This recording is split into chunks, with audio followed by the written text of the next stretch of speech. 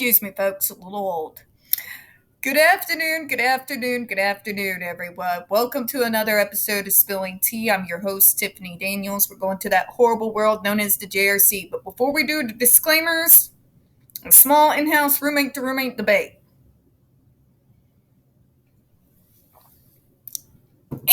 And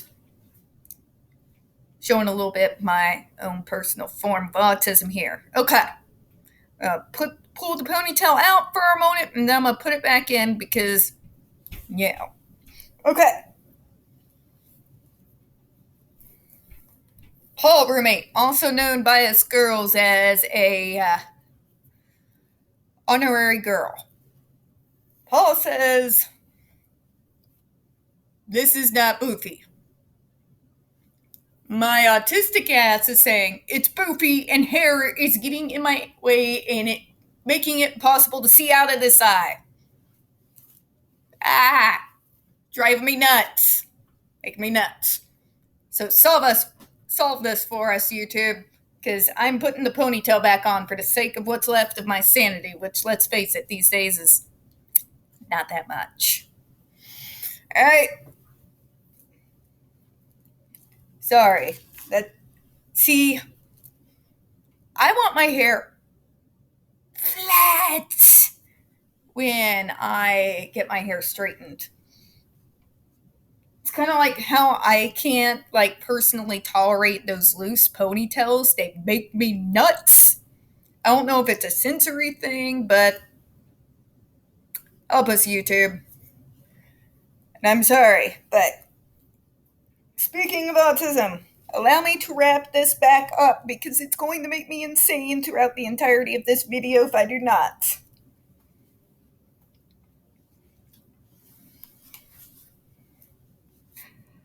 I feel better. All right, folks, before we get into the usual disclaimers, we were talking again about the drags.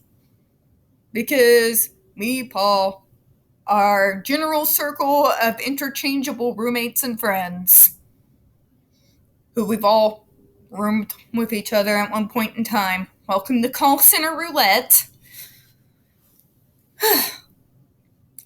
We're all on the drag queen side because we've been down there with them.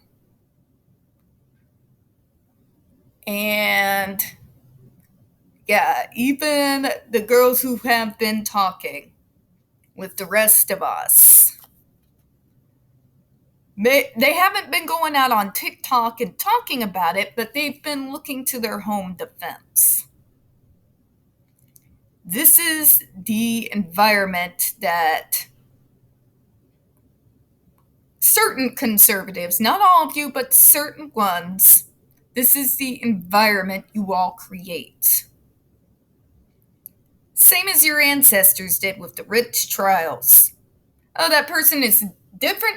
Call him a witch. Now, oh, you think you're in the wrong body? Well, you must be a terrorist. Although, logic.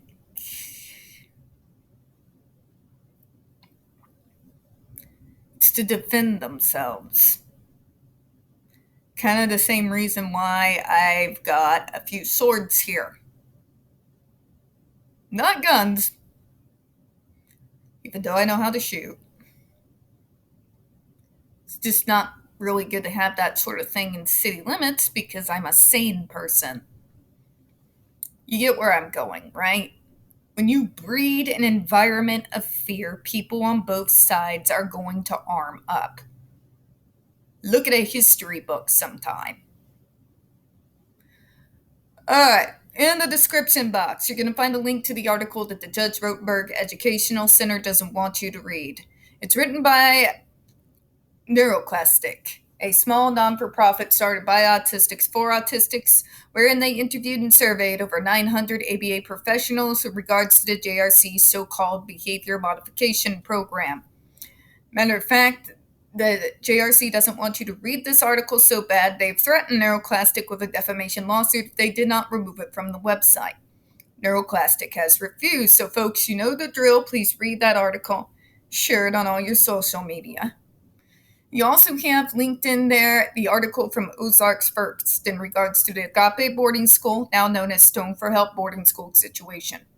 This is a so-called Christian-themed boarding school based out of Stockton, Missouri that takes in so-called troubled male teens that has pending over 21 civil lawsuits, claims, and allegations leveled against it, all which have been substantiated by the Missouri Department of Social Services, and they include the following: sodomy, sexual assault, rape, child abuse, psychological and emotional abuse, child trafficking, starvation, and that's just for starters.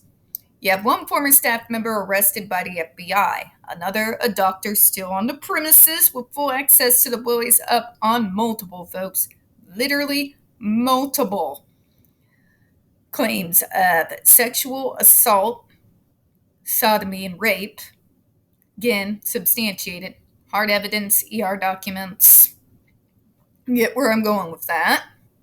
You got an attorney general too busy making up stuff about drag queens to actually care about the real pedophiles in this state, you know, the ones who have evidence against them. And you've got a governor that I don't even know what's going on with our governor. I don't know what's going on, but I think he deserves his own army of scientists to figure out what is actually going on in that brain.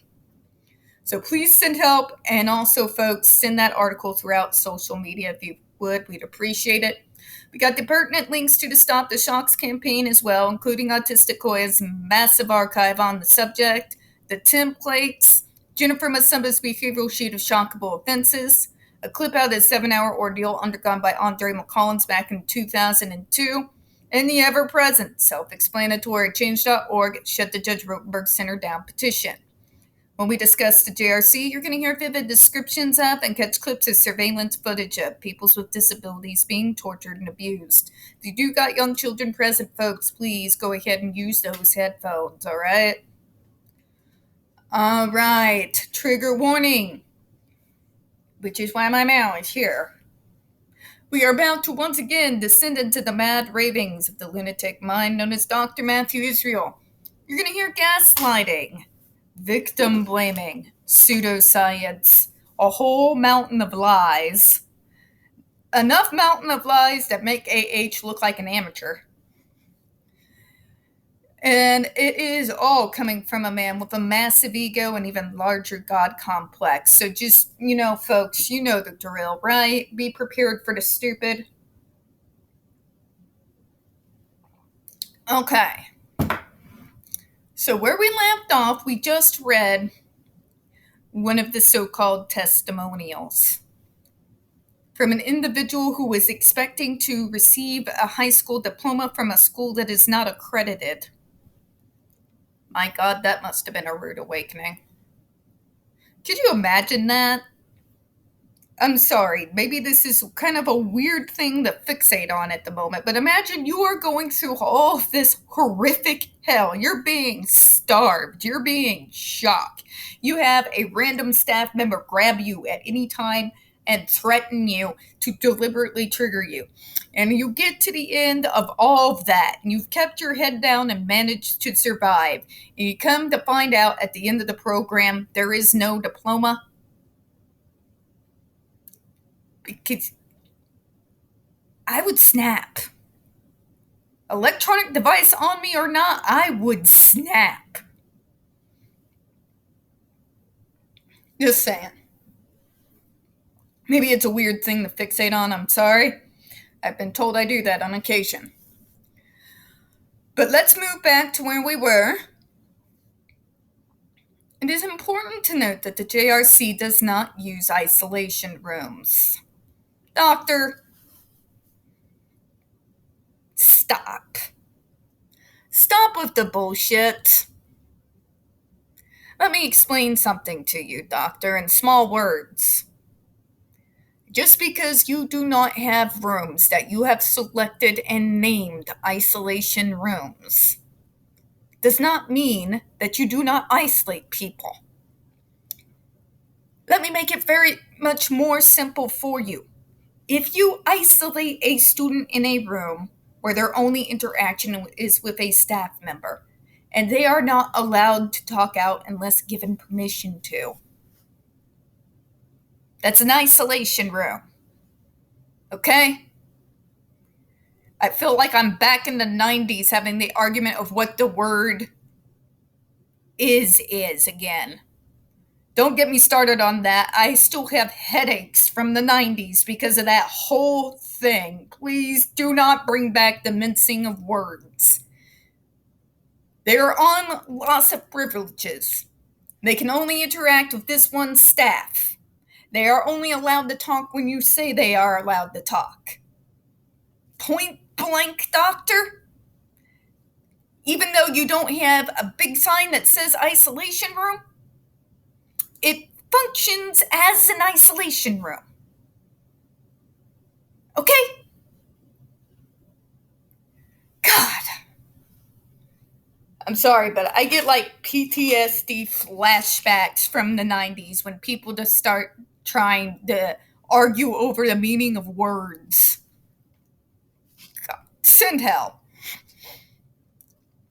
If a student's behavior is too violent to enable the student to be in a normal classroom with other students, he or she may be given his or her own mini classroom. Just because you call it a mini classroom does not mean it's not isolation, doctor. Isolation is when you singleize an individual out and move them into a separate room away from others. It's isolation, okay? He's just going to continue with this stuff, isn't he? God. A staff member is always in the room with the student. The student is given educational tasks to do under the guidance and supervision of the student's teacher and earns rewards for doing them. Here we go with this argument again. But they're not really isolated because they have the teacher and they get their rewards and all that. Great. I don't even get to be in an isolated cell like a prison person where I can just be left the fuck alone. No, I got to have a staff member there to initiate the program. Great. Fan-fucking-tastic. Sorry about my language. I'm trying to watch it, but I'll try to do better. I'm trying, folks. I am really trying. The student is also visited and evaluated during the day by several other staff and administrators. So let me explain something to you, doctor. If the individual is marked out and removed from the rest of the student body, and the only individuals that person interacts with is staff, and that individual is on loss of privileges, so they are not even allowed to actually speak words unless spoken to and given direct permission by staff. It's still isolation. To put this in perspective for you, that's like telling someone that they are not actually in an isolation cell in prison because the orderlies come by to give them lunch and dinner, and an individual might come by to check on him periodically. Right? Same level of stupid, right? It's not just me? Okay. Doctor, you don't get to argue that you're not isolating the students because you are. Saying that, but we're not really because the staff. Again, I raise you my comparison. You are intentionally removing them from the population of the rest of the students. Their only interaction is with their torturers, and they're not even allowed to speak out to them without given express permission. That is isolation, sir. That's exactly what isolation is. And you don't get to redefine it because you're a doctor. All right? Any other sane person knows that is isolation. And just because you don't set a group of rooms aside that has a sign that says isolation rooms doesn't mean that you do not practice isolation, because you very obviously do. This is why your entire profession considers you not just a joke, but a cautionary tale. We're going to go ahead and close out on this one, folks. I'm sorry it's so short, but, you know, let's face it, I'm preloading. You'll see my ugly mug again here in a second. We don't get very many views on this channel. The few that we do tend to get removed from time to time. So please don't forget to hit the like button, hit subscribe, and don't forget to hit the comments. I do appreciate your time. As always, we here at Spilling Tea do hope you have a good one. Bye-bye, everyone.